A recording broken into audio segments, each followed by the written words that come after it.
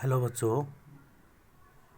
कविता 3 कविता के बहाने और बात सीधी थी पर के प्रश्नोत्तर हम करवा रहे थे। तो इसमें बात सीधी थी पर कविता का सेकंड प्रश्न देखिए। बात और भाषा परस्पर जुड़े होते हैं, किंतु कभी कभी भाषा के चक्कर में सीधी बात भी टेढ़ी हो जाती है, कैसे? इसका उत्तर देखिए।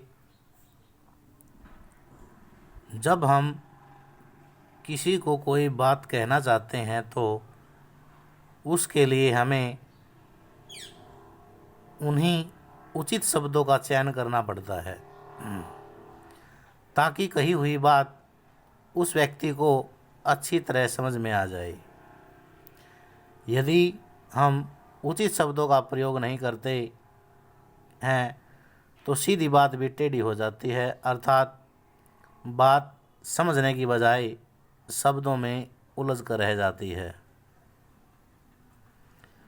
जिस प्रकार हर पेंच के लिए एक निश्चित खांचा होता है, उसी प्रकार प्रत्येक शब्द का अपना अर्थ होता है, लेकिन कभी कभी कवि भाषा के चक्कर में सरल बात को भी जटिल बना देता है। थर्ड प्रश्न इंपॉर्टेंट है। सीधी बात कवि के अनुसार किस तरह पेचीदा हो जाती है? इसका उत्तर देखिए।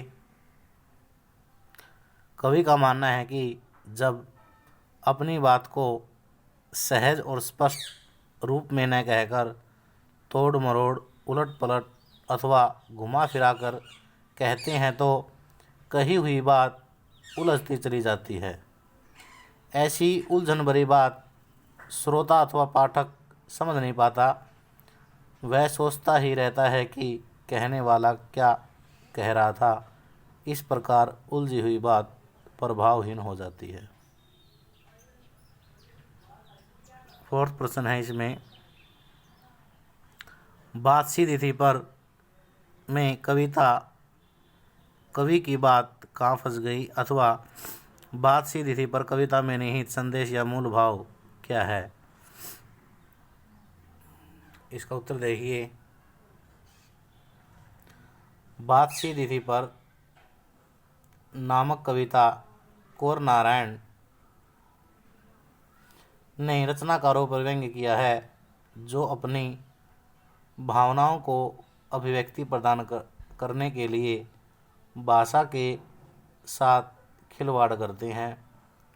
वे अपनी रचना में शब्दों का जाल रचकर पाठकों को भ्रमित करते हैं तथा आडंबरपूर्ण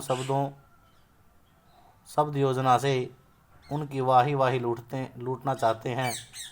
उनकी रचना का कथ्य पाठक अथवा श्रोता को समझ में आया हो या नहीं, कवि चाहता है कि रचनाकार को अपनी बात को अत्यंत सहज तथा स्पष्ट शब्दों में कहनी चाहिए ताकि पाठक उसकी बात को सहज रूप से समझ सके।